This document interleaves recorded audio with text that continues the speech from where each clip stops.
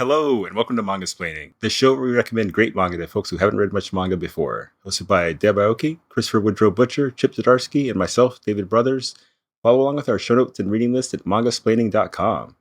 And today, we are here to talk about a manga from a Mangasplaining favorite, actually. I feel like I said manga 3 times in that sentence. It's fine. But Kamome Shirahama is the creator of Witch Hat Atelier, which blew our minds with its stories of beautifully rendered magic and outer space toilets. And this is her, I guess, side project. It's where she goes to tell jokes, maybe? It's her debut work, I think. Debut work, even better. It came before Witch Hat Atelier. Yeah. She can really draw. That is absurd. But sorry, I have such trouble with this title. Eniale Dewiela is the story of 2 supernatural beings, an angel and a devil, who are roommates and best friends. They hang out all the time. And of course, because they're on opposing sides of the whole afterlife thing, it leads to funny hijinks and constant fighting. I tried this on a whim after I read Witch Hat Atelier. I was like, oh, she has other work. Let me see what this is about. And I was almost shocked at how casual it felt in comparison to Witch Hat Atelier. Like Witch Hat's it feels very complete and like structured, and this is more like I've got a gag and I've got 20 pages. What can we do with it? Yeah. But with amazing drawings. And I thought it was pretty cute. I thought the characters were very craven's not the word, egotistical, kind of. They're very modern. Like they feel like self-centered. Yeah, self-centered, very selfish. In ways that are really funny. You know, it's like a key to good comedy. And it's been on my mind recently because we talk about comedy off and on because Chip's, a funny guy.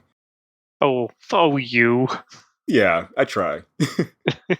And we talk about Shirahama as being one of our favorite artists. So I thought, why not merge the two and talk about her Angel and Devil comic and its ludicrous jokes.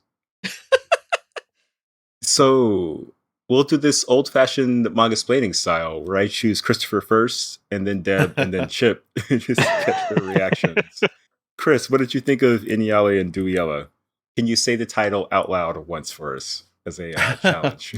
It's not fair. I don't have it in front of me. Eniale Dewiela is you're right. It's a shockingly beautifully drawn book. And it reminded me actually of like North American good girl cheesecake art, actually. Just like I'm somebody who's drawing this book and I just love drawing cute girls, like being a little bit sexy and a little bit vampy sometimes in the case of Dewiela, the human character. And it was just like, as soon as I hit that's what this book was, like, it was kind of pitched to us as a comedy, which, it is. There's jokes. Yeah. But no, it's 170 pages of someone who really likes drawing, cute girls and the occasional very buff monster dude. And that's great. There's nothing wrong with that. But I didn't find a lot more than that to it.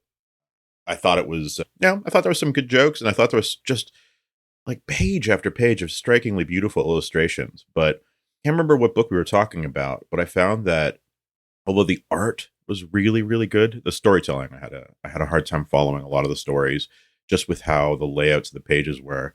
And that wasn't a problem for Witch Hat, but I can get into that later. We can talk about more about that later. But overall, yeah, it was a fun read, but it was very fluffy and it didn't change my life. Didn't change your life. All right. Yeah. What was your take on this wonderful manga that Christopher is so unjustly maligned in his intro? Well, this is the first work that I saw by her, right? She came to San Diego Comic-Con several years ago before Witch Hat. Mm-hmm. And she was a panelist, one of my panels about making a living in manga. And she was very, quiet and stuff like that. But she showed me her book. She had, at the time, done some beautiful Doctor Strange illustrations. Mm-hmm. And so, really obvious, like she can draw. But the book, that we have, what we read today was, she handed me a Japanese version. I'm like, I'm not sure what's going on here, but it's awfully pretty. I still kind of feel the same way. I want to give a shout out to Caleb, the translator. Yeah, Caleb. He made some great decisions on the translation to make them funny. Mm-hmm. And there's also just some moments in here where it's like, Like she just threw things in because she wanted to draw them. Like the giant poodle. What? Yeah. In the middle, Yeah. I just want to That was draw a great. giant poodle. And then there's a part where, there's a demon motorcycle. Here we go. And then there's jet planes. Ooh, jet planes. And then there's water. It's like, she's like just flexing. Like Yeah. Yeah. in the entire book, I just feel like she's just flexing. Like she's trying to, I can draw water and I can draw wind. I can draw jet planes. I can draw pretty girls in outfits. I can draw them making funny faces. I can draw zombies. Like in a portfolio project that she just went far over and beyond what the assignment called for. I remember when I was in Japan at the time and the first volume of Witch Hat Atelier came out. Every page from the first chapter was pasted up on the wall on a Tora no Ana store. You walked up the stairs, you could read the whole chapter. And I remember thinking, oh, I'm so proud of her. She's like, this looks like a great story. And I had no flipping idea at the time that it was going to be a great story. Yeah. You know? And so it's like this combination of her great art and a really good story. And it's like, whoa. Can't lose on this one. But this one, what I enjoy reading about this is I see a sense of fun, Mm. and that she just has this great sense of humor, and she's just saying, sure, I'm going to do this because can. And, these are actual demon names and these are actual mythology names. And there's some things where I feel like she didn't develop the characters well enough. Like, the exorcist, who's kind of supposed to be the enemy, and the guy with the fly head, I think, like, bring him back. He's cool. Oh, yeah. BB. Yeah. Yeah. So, I just feel like it's a fun read. I don't know what to think sometimes. Sounds pretty breezy. Yeah. Like it's good, but it doesn't stick with you necessarily. Is that fair? Yeah, it's just kind of a nice little appetizer plate. Oh, I like it. Yeah. Cool. And Chip, how about you? I agree it's breezy, but also I like the fact that there's elements that carry over from story to story. Mm. That's kind of what would make me want to kind of keep going with it. Like the gags are decent and the art's really good, but like, yeah, the fact that they keep causing these problems and the problems they cause get referenced in the next story makes it feel like it's building towards something, which I quite enjoyed. It is weird because like going into this, like knowing it was the Witch Hat Atelier artist, I had super high expectations, and the art is really good, but you can definitely tell that Witch Hat Atelier is like a next step up, art-wise. Like here, the drawings are great, but the pages aren't necessarily great. Like there's like the digital problem of like pulling out and kind of weird little details and in individual panels where it's like, oh, it doesn't actually gel as a page because you're focused so much on each individual drawing and packing so much in, even when it's not necessary. Whereas Witch Hat Atelier, like those pages feel like perfectly composed. But yeah, obviously she draws amazingly, and yeah, whether it's fighter jets or wild monsters. Like my favorite is definitely the buff. What, parakeet? What is he at the end? Yeah, the Charon, the like. I love that one. He's so great. He's so great. Yeah, he's so great, and like the story of him is so great too. Like when he loses it, it's amazing. Yeah, everything about that character and the book that he made is super funny. It's probably my favorite gag as well. Yeah, she really goes to town when it comes to like the monster stuff. It makes me kind of want to just read a monster book by her as well. Nice. And they're so sexy. That evil demon, parakeet man, is so handsome.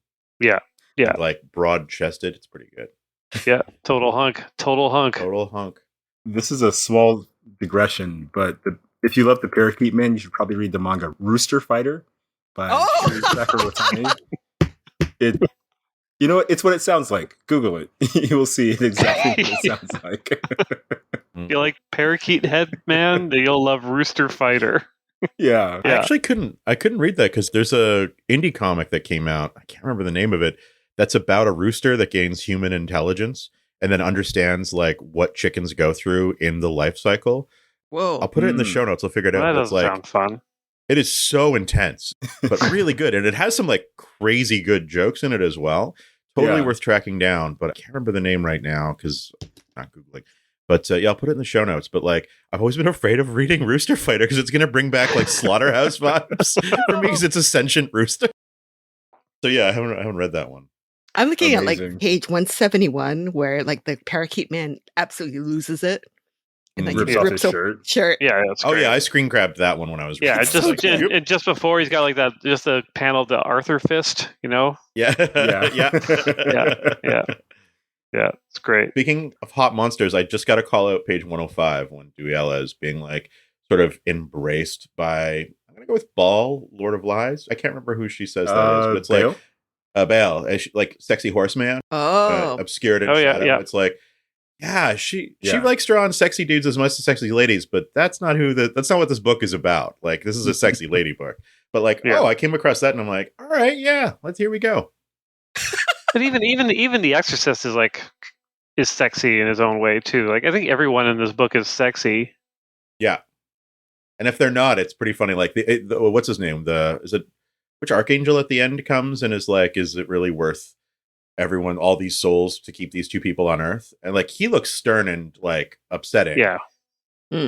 Which I think is appropriate for his character. But yeah, everyone else is either just like full on sexy or adorable. Like the way she draws the baby in the first one, or the little girl who's going to like maybe give up her soul to save her mom or whatever. It's just like, oh my God, this is, yeah, it's gorgeous. Yeah. Pretty. I love Deb's point about Shirahama flexing as well, because page 172, 173, just after the hot parakeet guy rips off his is like a super gothic traditional drawing of an angel with a parakeet head and like many arms expelling them. Yeah. Yeah, it's another one of those drawings where it's like, oh, you really wanted to do this drawing and you found a story that would fit. Yeah. Kind of a feeling. Like this has clearly been something in her head for a while. It's so good. The beak looks amazing. Yeah. Yeah, it's funny. Like, yeah, like the book is a combination of like the specific things she wants to draw and the specific gags, and just tying them together. Essentially, all this book is just tying all the little things she wants to do together. It's not necessarily a big, it's breezy. There's not the big thing that's happening, but there's kind of a Dürer quality to it, right? Like that Dante's Inferno drawings from Dürer. Like it's very fine line work. Mm-hmm. And you can see it in the way she draws wings and the way she draws hell, and that artist is definitely an artist that when you're in art school you go, dude, this guy can draw, right? Yeah, I think that's such an amazing addition too, because as an artist you're like, okay, I like drawing all this stuff, but I'm going to draw about heaven and hell. What's like an artistic style I can bring in to like have my work move in that direction to tell this story better? And it's like, like 18th century engravings is what we're going to incorporate into my manga art this week. That's not something that happens a lot. That shows some pretty high level chops. Like that's pretty cool. Yeah, definitely. Clearly knows how to draw. Dedicated art student kind of thing. Student of art, I should say, rather. The religious stuff in this I thought was kind of interesting because it's almost like Wikipedia Catholicism. So Japanese. So Japanese. Wikipedia Catholicism. Like, explain. If you skim the wiki page for Catholicism and just get all like the cool lore and not any of the other stuff. Like in the first story, the baby is a pigeon because God saw a hot pigeon on earth. It was like, oh, I should have sex with that. Which isn't like really a Christian God thing. No, that's a Zeus. That's a Zeus thing. Yeah. So she's like really picking and choosing.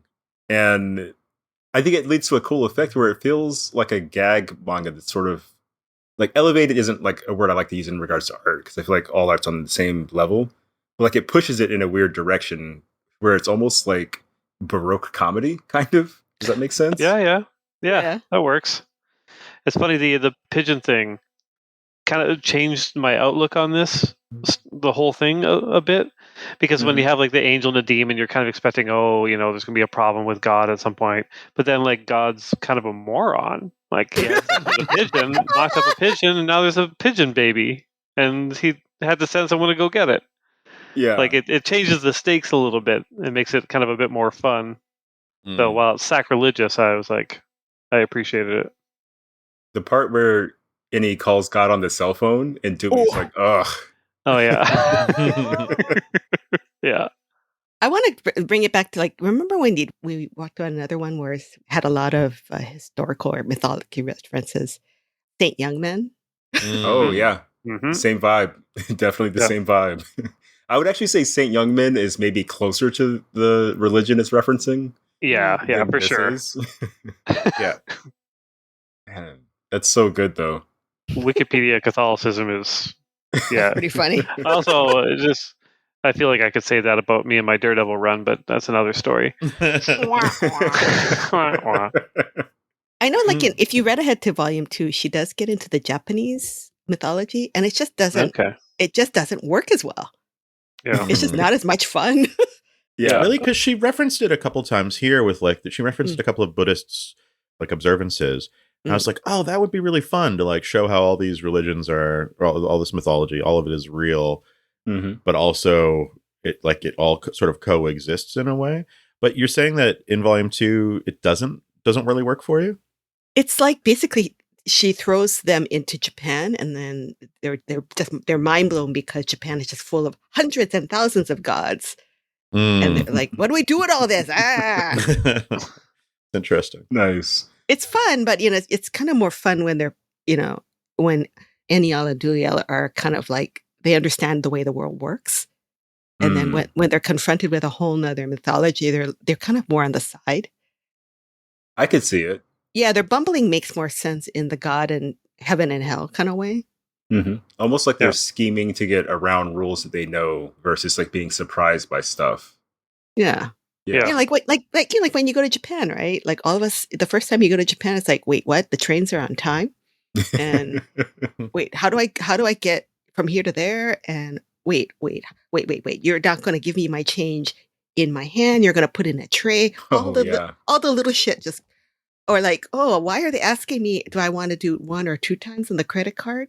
Like, oh, because they think I'm Japanese, and they think they're asking me whether I want to split up my credit card payment for this one item in 1 or 2 times. Like, when, you know what I mean? It's like when you're in Japan the first time, you're just like, I don't know what's going on.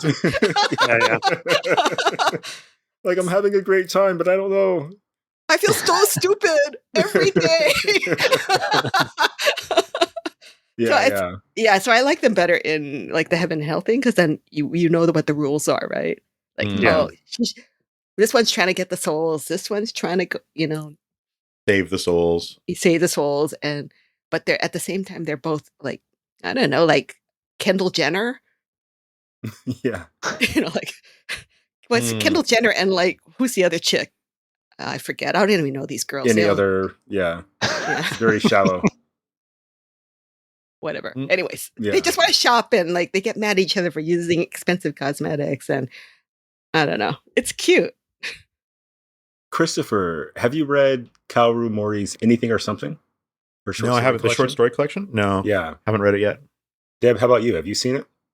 Yeah, it's kind of similar to this. Yeah, I was thinking that because there are all these interludes in her short story collection. And Kaoru Mori is the artist of A Bride Story, which we all, were blown away by ages ago. And this was originally in Heart too, by the way.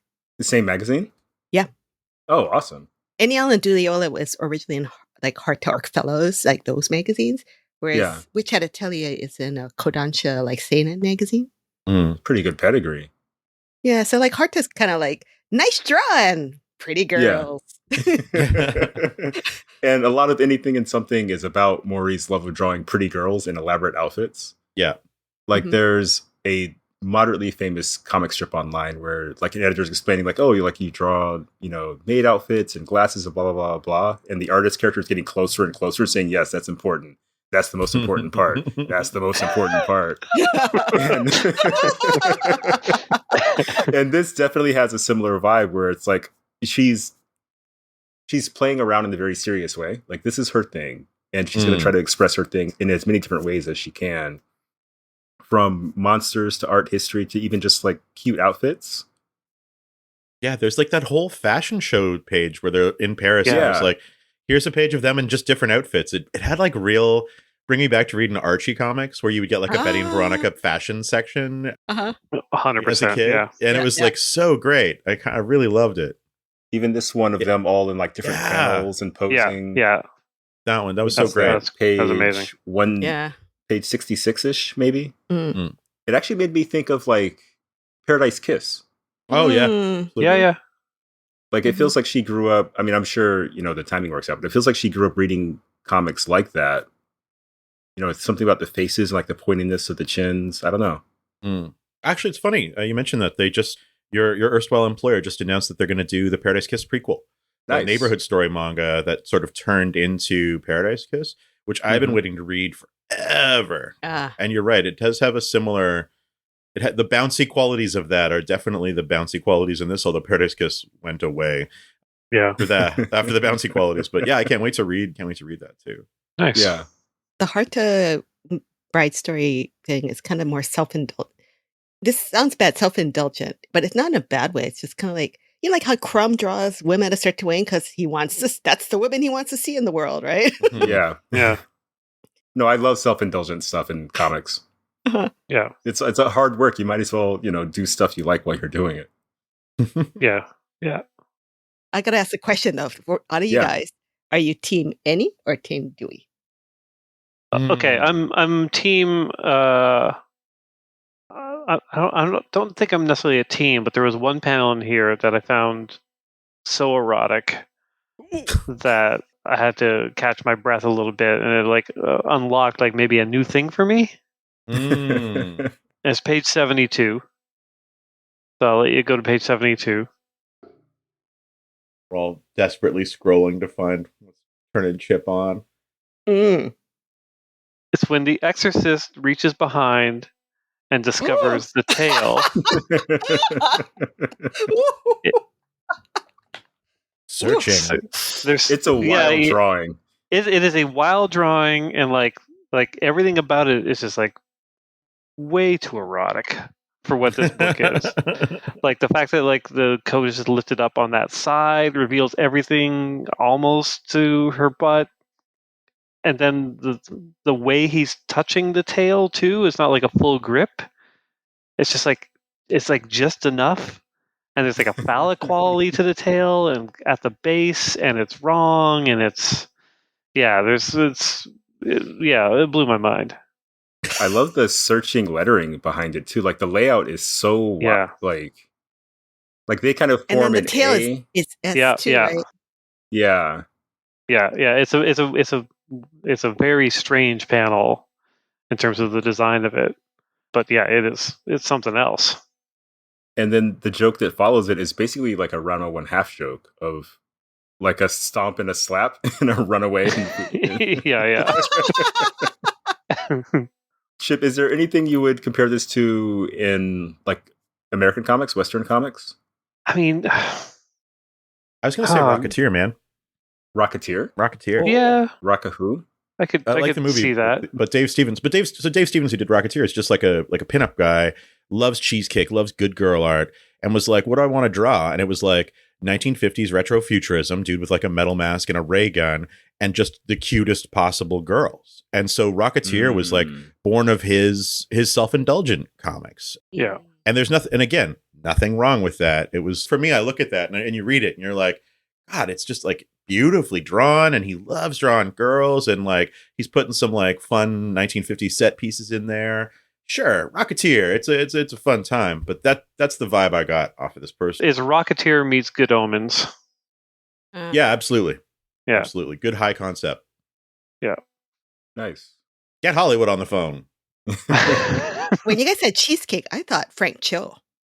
I could see it, but this is almost more horny, but less openly horny. Yeah, yeah, that's it. Yeah, Frank Cho, he's basically just hey, you want to be horny here? Yeah. Whereas this is oh, read this fun thing. Oh, by the way, you know what? It's horny. And after thinking about it, I think I'm Team Dewey instead of Team Eni. Because she gets more of the mean-spirited jokes that make me laugh. Yeah. And the bit where the exorcist is oh, we have wanted her for ages. And you see the really classic monstrous version. You have her? Yeah, that was really good. Yeah, page 88. Yeah. There's just so many good bits with her that I like a lot. Yeah, for sure. Oh yeah, then the chapter 3 title art is a great outfit. And again, very horny.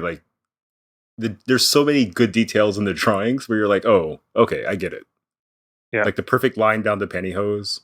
Yeah.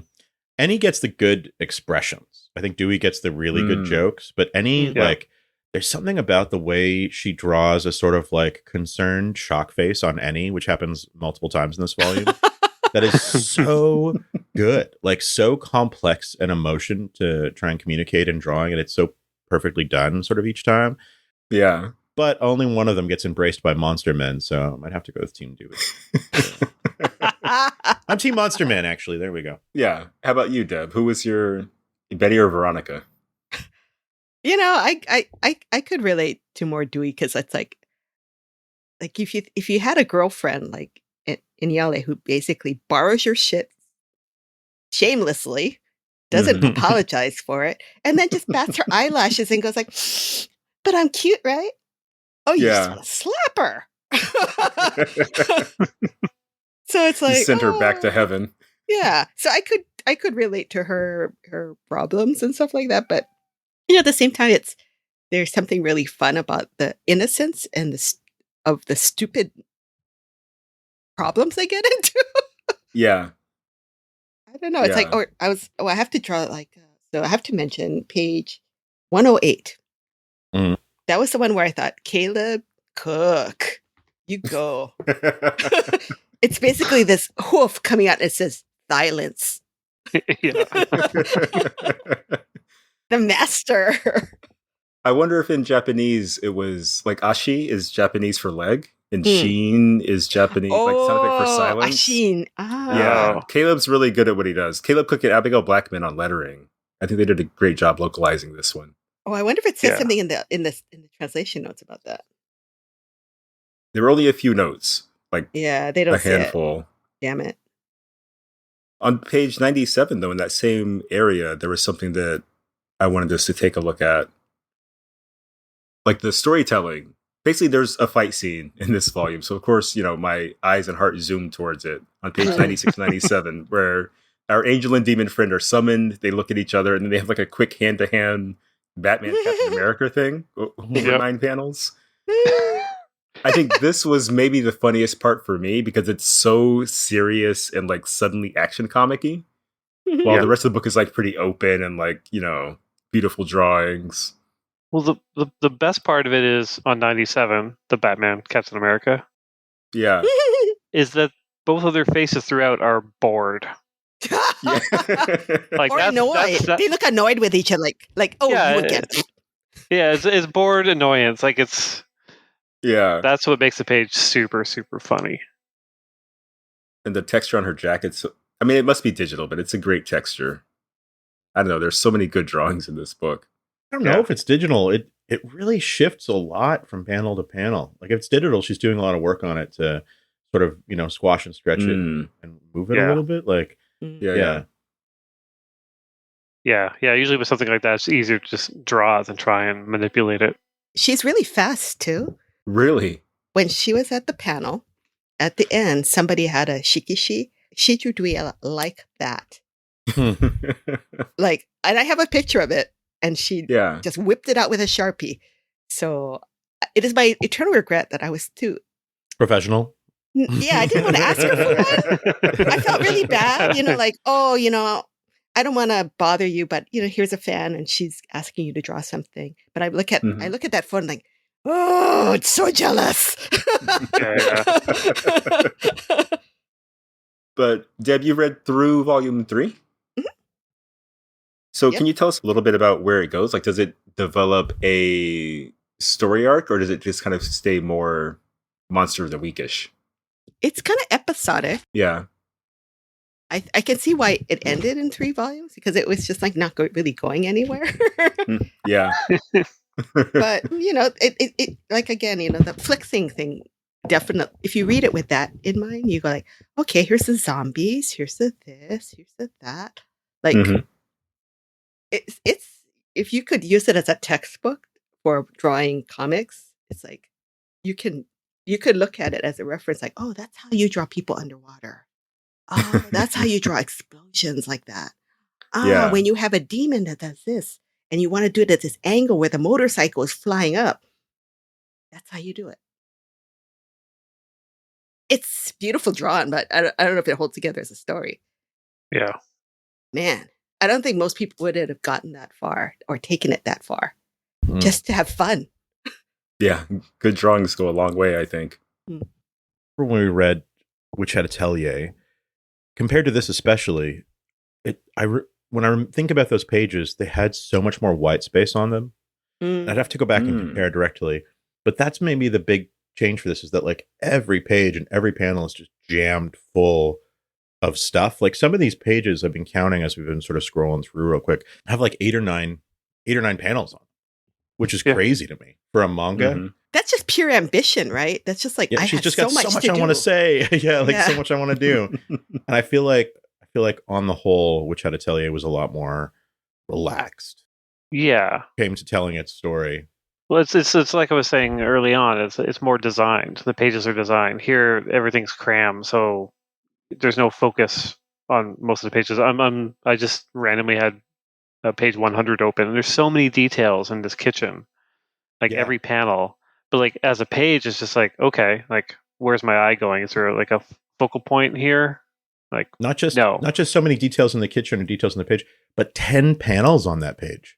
Yeah, on a manga. You know what I mean? Like I'm reading it on an iPad, or actually a computer screen right now, so it's blown up pretty big. So nothing feels muddy to me exactly, but it also doesn't lead the eye very well. The only white space is in the word balloons, and that's like it's always a weird choice. Yeah.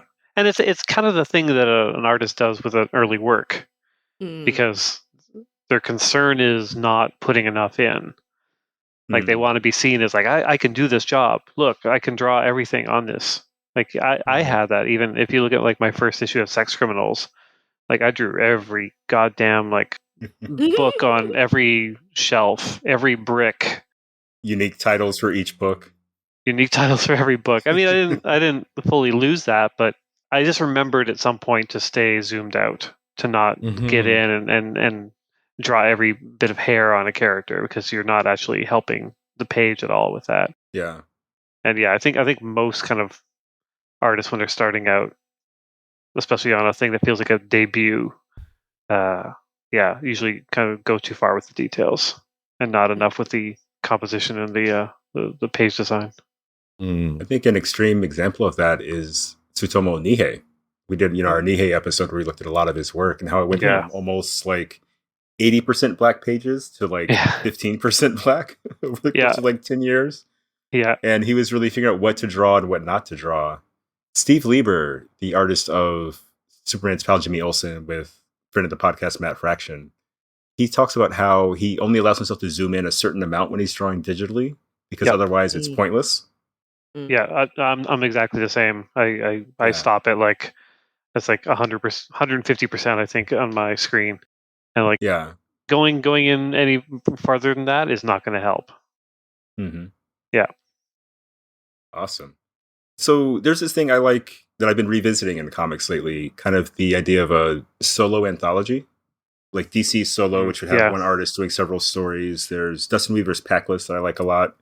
I think there's like 6 or 7 issues of that out. And they always feel kind of similar to this to me, almost like training grounds or like workshops, I would say, places to try different storytelling techniques and ideas that you might find better success with later. And I think that ties into the point about learning what to leave out and, panel count and everything else. Because this is dense. I've forgotten how dense it was when I recommended it. Did it feel like, was it slow to read? How did you guys make your way through it? Was it pretty easy? I was pretty challenged by it, honestly.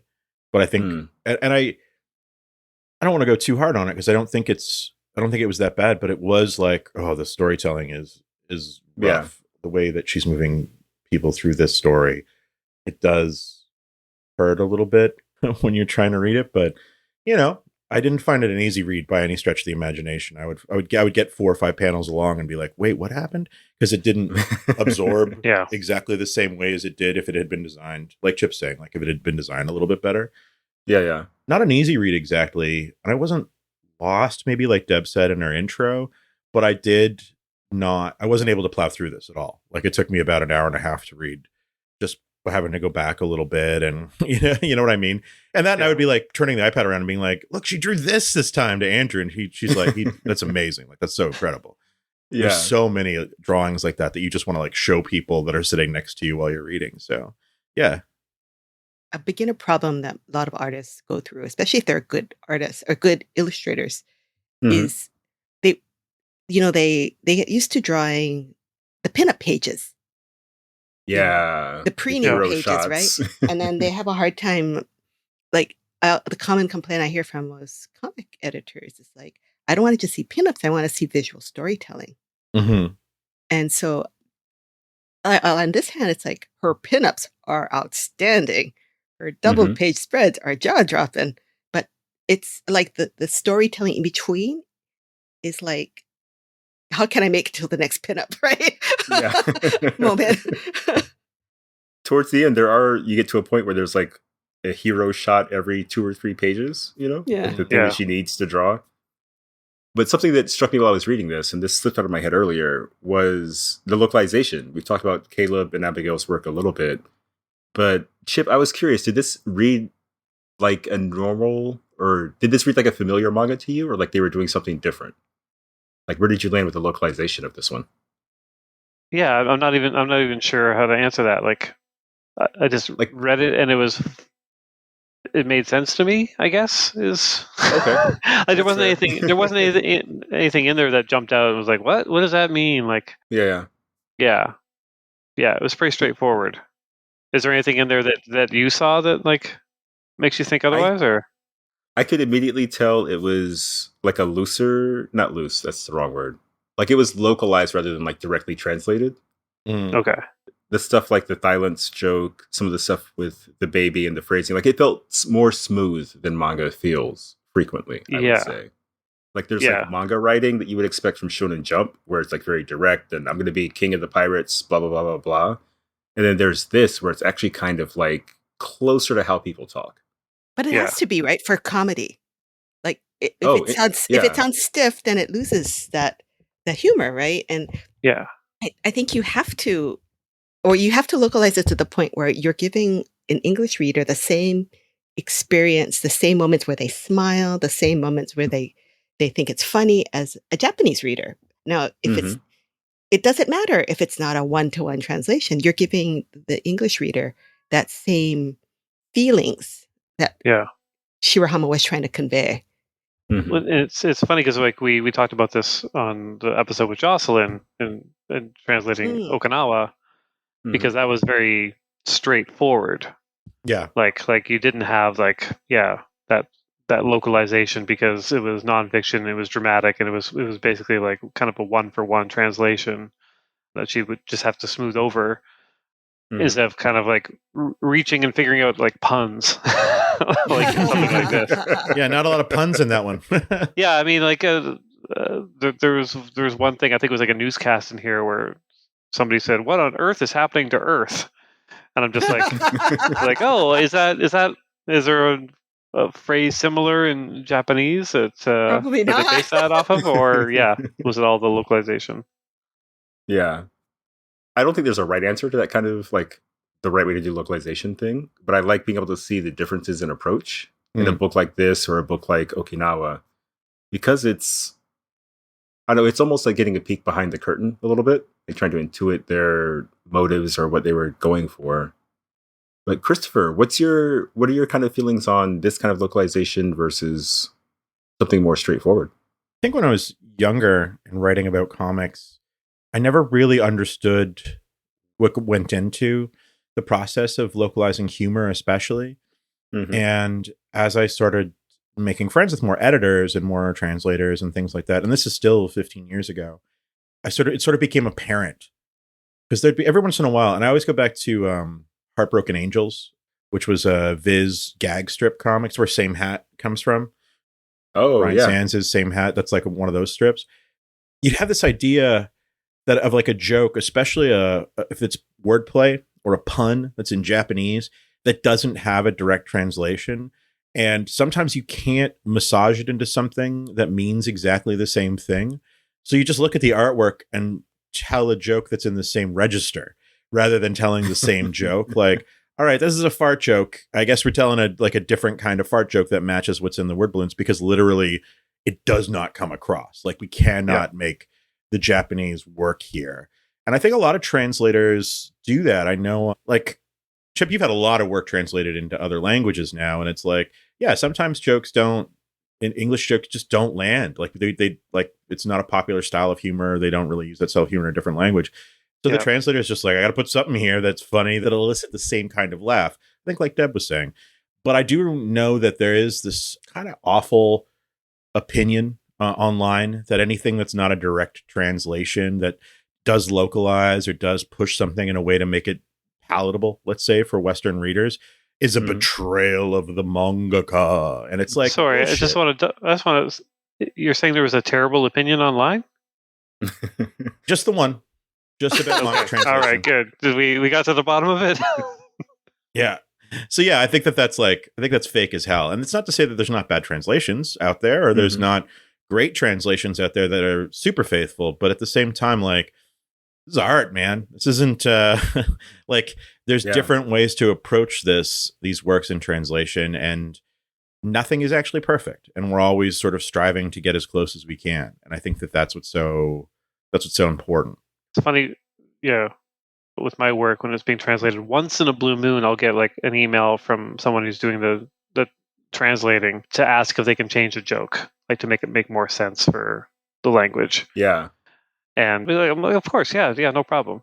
Because I remember, and I've brought it up before here, talking to Jim Davis about Garfield being translated to other countries, like Japan especially, I think was tricky for him, and they needed to rewrite those jokes a lot and just put in new jokes, like what Chris was saying.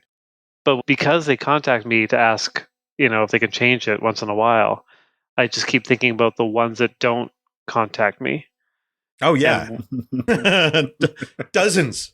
Is my work like just misogynistic in another country? Like, I just don't know. I don't know. Like, yeah, if I ever go to like Italy or whatever, they'll hail me as like a hero for the wrong reasons or something. And yeah. A slight fear there. Amazing. Yeah, my go-to when thinking about localization in general, and especially localizing comedy, is how curry, like the dish, and boyfriend in Japanese are homophones. Homophones? Oh. Homophones. They're both fun. Ever since Christopher did root versus route, I have second-guessed myself so frequently. Oh, sorry. Yeah. But no, they, like, if you say curry, kare, it's the dish or it's a boyfriend. And there's a lot of jokes like, oh, I really want some curry right now. It's like, oh, I want a boyfriend right now. And it doesn't scan in English. Like, you got to either commit to the unfunny direct translation or find something else. And yeah, lots of varying opinions on that, let's say. I just read that, actually. I can't remember what book it was, but they just decided to be like, they glossed at the bottom, note, curry and the Japanese word for boyfriend sound similar. And just left the joke in, and we're like, I'm trying to fix this. Here, you get a note. You get a note on that. It's wild. Yeah. It's almost not enough of a joke to put the effort forward to find a different thing. You know, like, what are you going to replace that with? There's like nothing even close. So you have to come up with a brand new joke. Translation scientists working around the clock to figure it out. I went to a Village Vanguard with Aki Yanagi, a friend of the podcast, and there's instant curry that has pictures of hot guys on, like hot manga looking guys on it. And I thought, oh, it's hot guy curry. It's hot curry. And he goes like, no, it's kare curry. And he had to explain the pun to me. Yeah. Nice. There are these post-it notes with hot manga guys on it. They're ikememos. Oh, that's pretty good. So ikemen means hot guy. So ikememo is a pun. Like, a lot of Japanese humor is puns, and it's a big headache. No kidding. It's like a good-looking notebooking, maybe. Is how got your editor brain on today, huh? David. Yeah, no kidding. Good job. Jeez. I keep hitting my mic while we record, by the way. But we should probably do final thoughts. Let's do Christopher, Deb, and then Chip. Christopher, what's your final thought on Eni and Dewey? Just looking at page, I think it's 160 here, where after all of the like trying to get the spa, the bath, the onsen together, Eni finally slips into the bath, and it's so sensually drawn, and like every part of this lady's body is drawn in a way that has like weight and form and three-dimensional. It's just like man, this is like a well drawn and obviously sexy, doesn't personally, but like very sexy situation, very well drawn, and it's just like, yeah, that's what, and it's so ornate too. Like there's like the drawings around the framing and whatever. Is it like Alphonse Mucha style? Is that Yeah, what it's got like a referencing? real Art Nouveau thing all the way through. Alphonse Mucha for sure.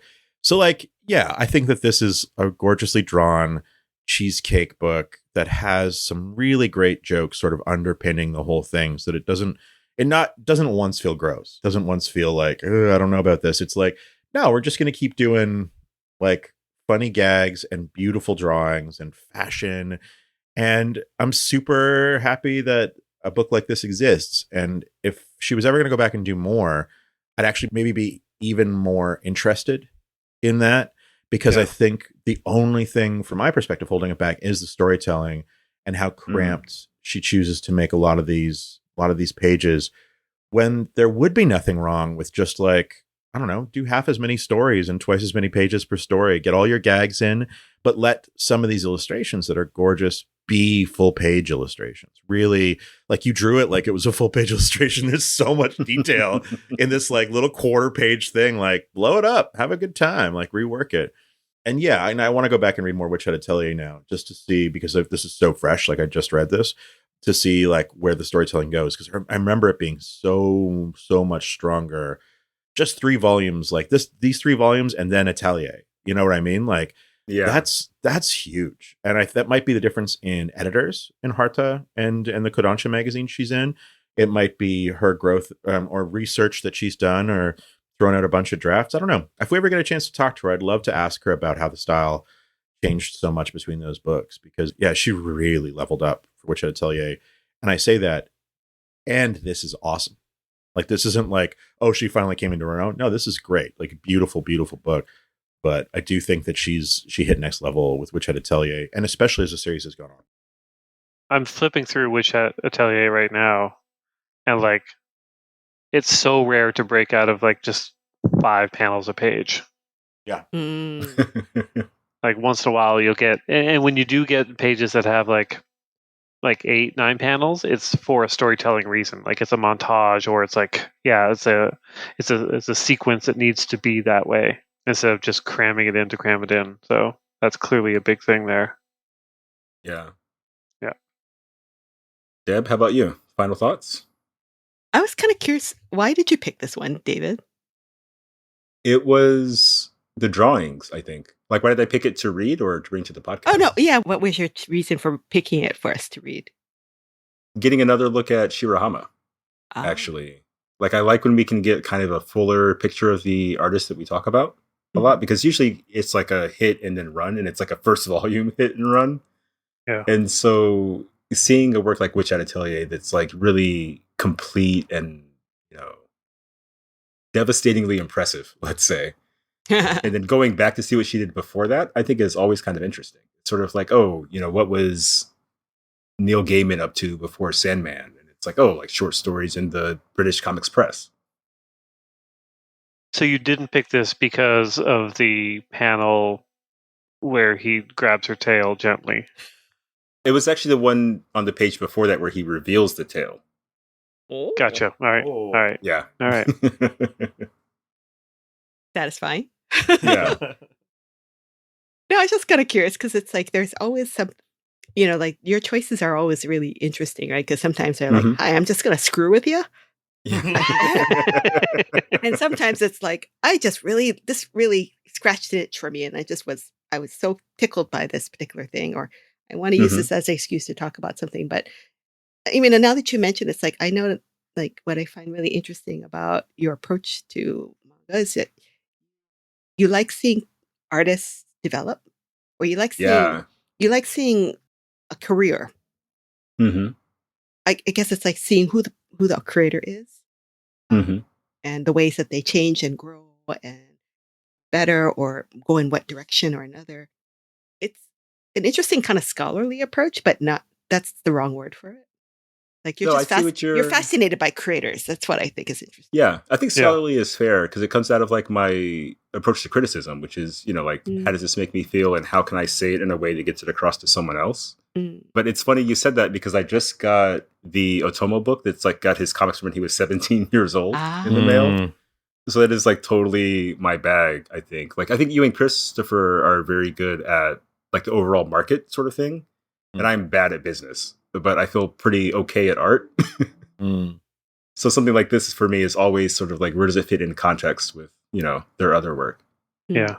Makes sense. Yeah. I enjoy it too. I mean, it's kind of like watching a band develop, Yeah.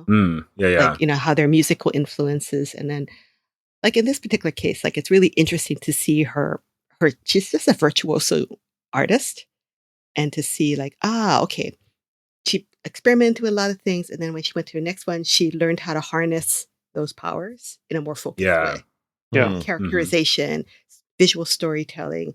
Like there's so many great characters she introduces. I wish she took this a little further, Like the side characters are, or like, this is an interesting concept for a story. I wish you took that and let it run a little bit longer. But, these are all very, very minor criticisms. And it's interesting to see because it's like, if you just only saw Witch Hat Atelier, you would not know this person, even in an earlier work, is just knocking it out of the park without even breaking a sweat in a way that most people would dream of doing. But the fact that she went on to create something next that was like, just, you're perfect, right? Was Witch Hat right after this? Or was there anything in between? Really? I believe so, yeah.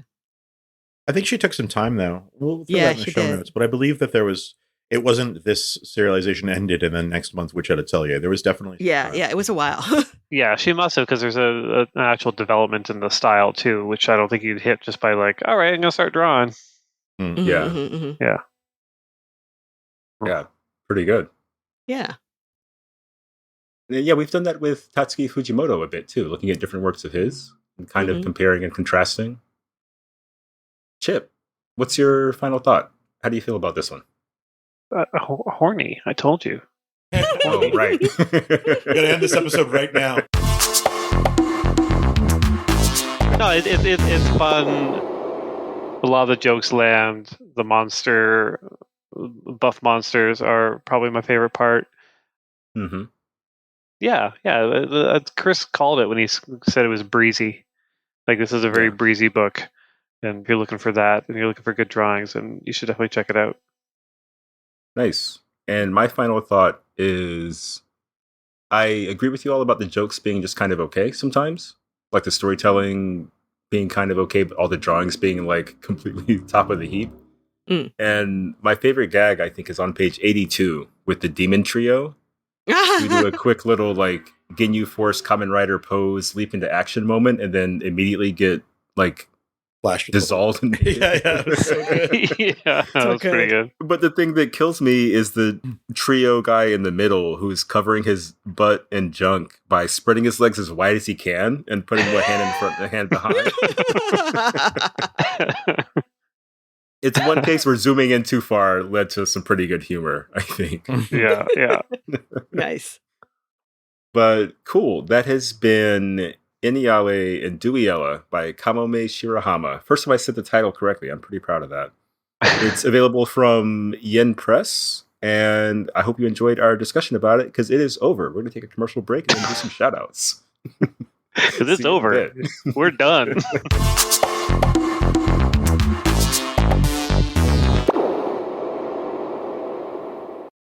And we are back.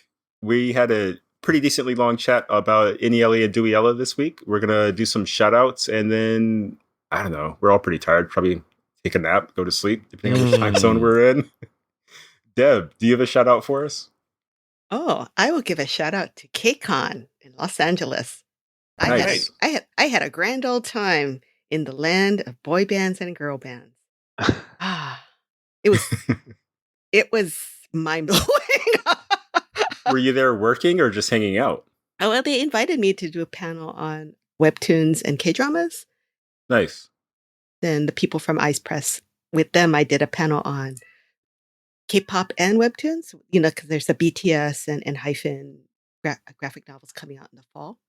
Mm-hmm. So I got concert tickets. And so I got to see 2 nights of it. And K-pop fans, there's a once in 80 years tropical storm barreling down on LA. There's an earthquake that same day.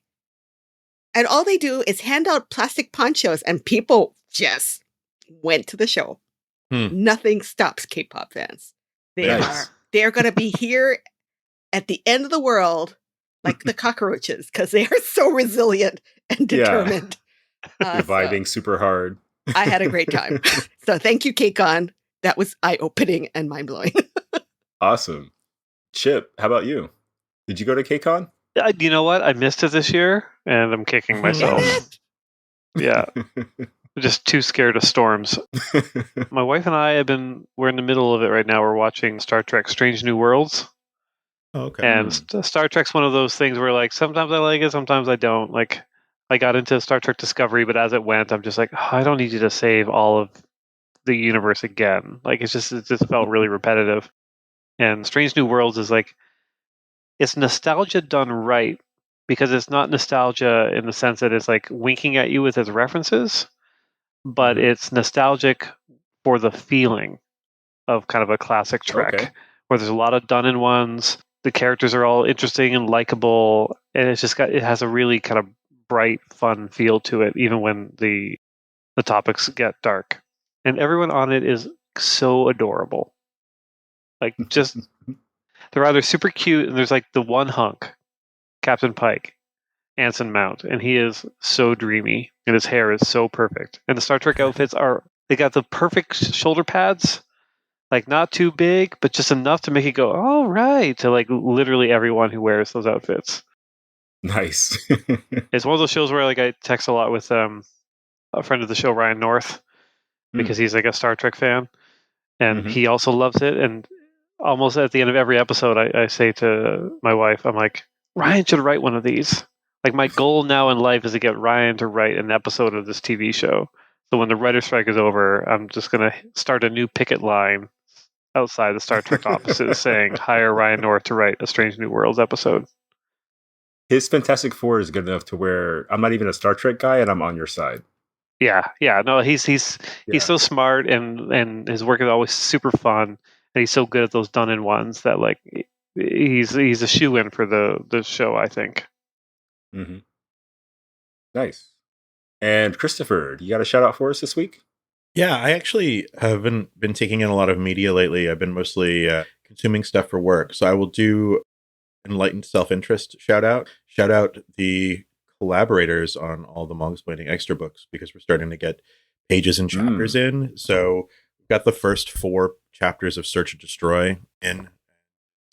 Awesome. It's Search and Destroy is by Atsushi Kaneko. Ben Applegate translated it, and Phil Christie's doing the lettering. And the lettering is coming in, and the pages on Search and Destroy are awesome already, because he does like all of his sound effects are like Kaneko Sensei sound effects are like these like chonky, like inward balloon things. And Phil's doing an amazing job at like exactly translating that feel. It's so good.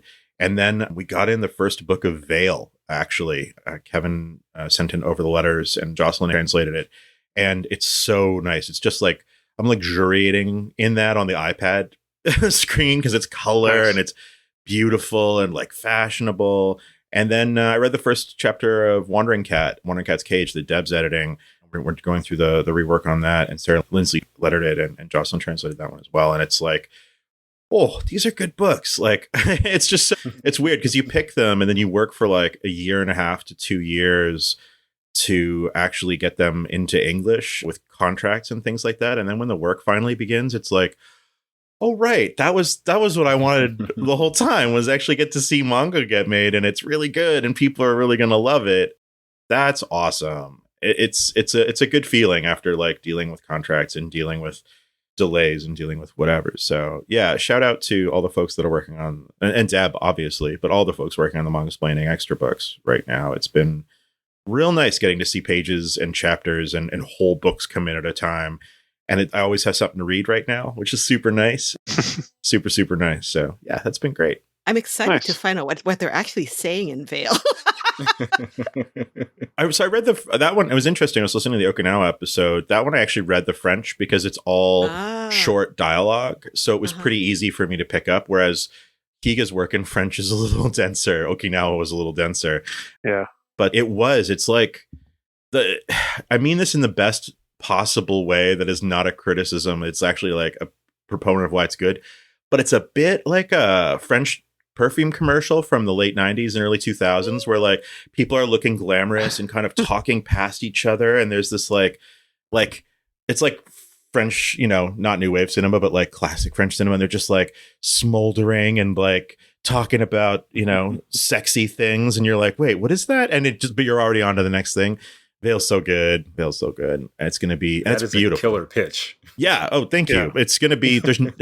I honestly don't think there's anything like it in English, and like in manga, in English language comics. It's a romance book that is told in these snippets of beautiful people having this cat and mouse, although that's problematic, sort of situation where they're both in charge at all times. Like they're both like, oh, well, maybe this. And she's like, oh, wouldn't you like to know? And it's like so great. It's like so will they, won't they? So cute. Totally love it. So yeah. Vale's great, but all the books are great. Anyway, yada, yada. I discovered her work initially because she did all this amazing fan art for Mad Max Fury Road. Wow. That's very far away from this. Her work, and I bought her doujinshis and I'll scan it in. They're amazing. But then when she started doing this work, and I remember showing this to you at the time, okay, look, Chris, isn't this beautiful? Yeah. I don't know what this is about, but this is beautiful. Awesome. Amazing. Well, congrats. That sounds really cool, honestly. Like the discovery, but also like getting things done side of things. Yeah, getting things done is nice. It's nice to be productive. Yeah. So my shout out is the opposite of getting things done, because Armored Core 6 Fires of Rubicon came out on PlayStation 5. Oh. Which is a giant robot combat game set in, a far-flung future where there's humans on a bunch of planets. We do giant robot combat to settle, business negotiations, kind of. Yeah. I fought a lot of corporations and governments and like students for some reason. I think I might be the bad guy. But the first mission, you wake up and your boss is like, we got to get you a call sign so you can be a legal mercenary. Go find a dead robot out there and take its like identification stuff. And then it's just all bad vibes from there on down. But it's such a good game. Fun gameplay, great setting, highly recommended. All right. Man. And it's the reason why I'm getting nothing done for the next, 100 hours, maybe? We'll see. The one question I don't know about that, because I've been following a little bit online. Did they release a special controller for that one too? Because some of the old Armored Cores, they had the old game that was consoles. I forget the name of that one. That was an Xbox game. It wasn't Armored Core though. It was a Capcom game. Yeah, Steel Battalion is what that was called. Oh, okay. And it had like an actual mech like dashboard that you would have to use. Yeah, yeah. No, this is just a controller. Oh, okay, good. Moved away from that kind of excess. You would find that in the Mandarake, where Chip had his big epiphany about there's being too much stuff in the world. Yeah. Yeah. There you go. But that's an episode of Mangasplaining, I think. We covered Eniale Dewiela. We did some shout-outs. We did some enlightened self-interest. And now we are going to go take a break. Thank you for listening.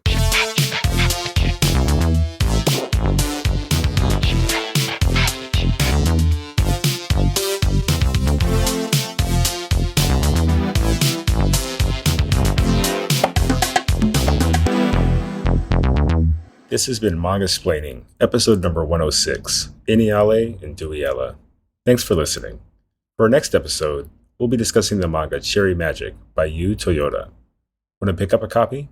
Consider supporting your local comic book and manga specialty shop. Find one near you at comicshoplocator.com or check out your local library for print and digital lending options. You can also follow along with a complete reading list at mangasplaining.com and check out our newsletter and digital publishing endeavor at mangasplainingextra.com. Thanks to DADS for the musical accompaniment this episode. Grand Canyon University's RN to BSN online degree program makes earning your bachelor's in nursing possible. Balance online coursework with local in-person clinicals to position yourself for potential leadership opportunities in the time you have from wherever you are, leaving room for what matters. Achieve your goals with your personalized plan and team behind you. Find your purpose at Grand Canyon University. Visit gcu.edu.